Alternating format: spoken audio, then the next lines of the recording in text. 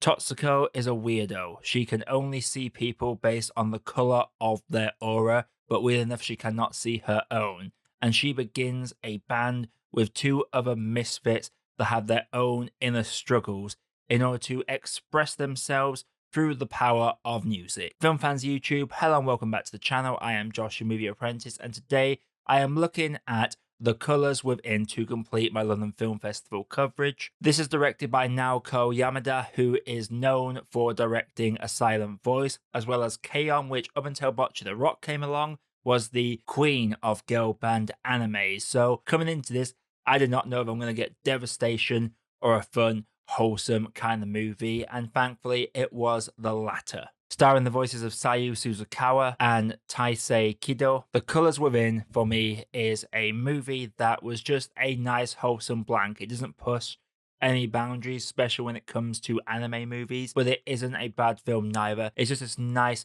color palette of a movie that is beautiful to look at. Before I get into my review though, if you like seeing on the channel, click the like button and subscribe for more video reviews that's coming all the time. But let's wrap up this festival coverage with what is surely to be a nice colourful blanket to wrap yourselves in. One thing I have to say straight off the bat is the unique composition of this band. This features a guitarist, a keyboardist, and a boy who plays the theremin, which you probably know best as the creepy instrument where they play with air and it makes them weird, spooky sounds, very prevalent around Halloween. And I will say that when we get to their big set, these are really enjoyable songs, and it's a great, enjoyable performance to sit through.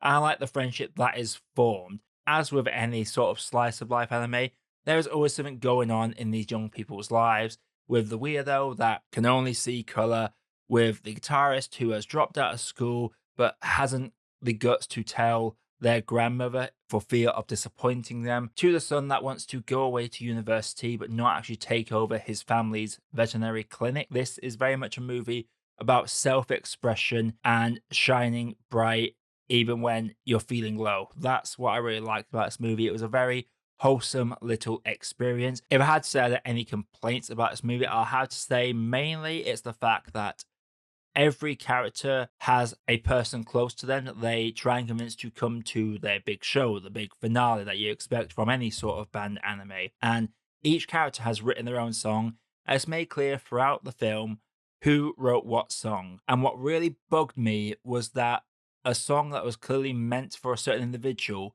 that individual would always walk in after the song had finished, thereby missing the point of them attending the show in the first place, because the stuff that they really want to say to them, they can't really express themselves, is being told through this song that they have completely missed. That is something that bugged me quite a bit. I know it's a bit stereotypical, that cliche of a family being reached out to via music, but it's a cliche because it works. And the film avoids doing that for no real reason. I don't know if there was a mistake in the editing where they put the arrival scenes later than earlier by accident. Unlikely, because edits go through a lot of checks. Believe me, they go through a lot of checks. That is just one of my major complaints with this. I will say there was an interesting needle drop in this as well.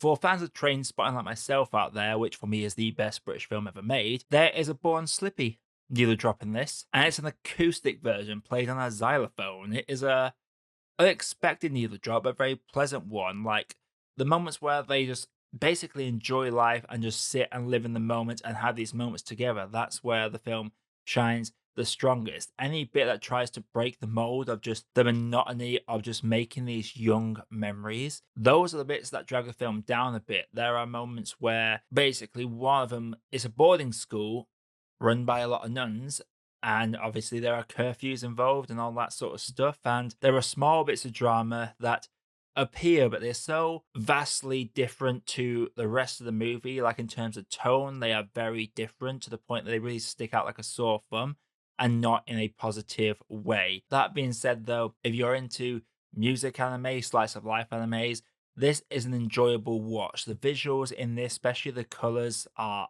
beautiful to look at. The representation of how Totsuko can see the world is very beautiful, and it's worth watching just for the animation. There are some truly gorgeous shots in this that almost felt like they were real. There's a close up of a plant, and for half a second, I believe that plant was very real. Obviously, it's not, it's anime, but the fact that an anime managed to make me think that is a testament to just how well this is done. This is very much a wholesome anime versus a devastating anime. There's no gut punch moment you'd expect from an anime movie, and sometimes it's a nice breath of fresh air. This is, as a friend of mine said, just a wholesome film about people doing what they love. And sometimes it's all you need in a movie. Before I get into my grade, if you like what's on the channel, click the like button and subscribe for more video reviews that's coming all the time coming up on the channel. We have the big one, Wicked, to look forward to, as well as Malala 2.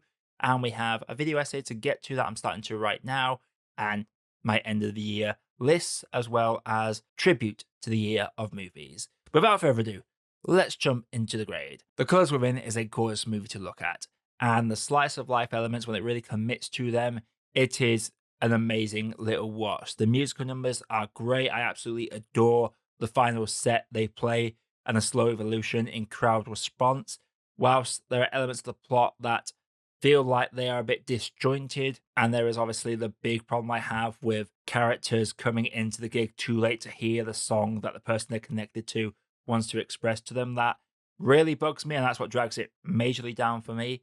It's not an anime that's going to make you cry, but it is one that's going to make you feel just cozy. And as we go into winter, sometimes you just need that cozy little movie to get on with. I'm going to have to say that The Colors Within for me is an okay cup of tea. So The Colors Within, have you seen it? If you have, let me know your thought down in the comments below. And if you haven't, let me know what your favorite Naoko Yamada project is. She has directed a few things that I'm going to have to check out now, going through her IMDb list. So I'm curious to see what your recommendations are. Coming up on the channel, as I've said, we've got a review of Wicked to come out, and I may as well speak it to the world now so that I get a bit of a kick at the arse to do it. I'm doing a video essay on Leica. I have gone through the whole back catalogue now, so I'm starting to write that as we speak. Hopefully that will be out within the next couple of weeks, but we'll see how Burnout deals with that. But until next, everybody, I am Josh, I have been Movie Apprentice, and I'll see you all in the next video.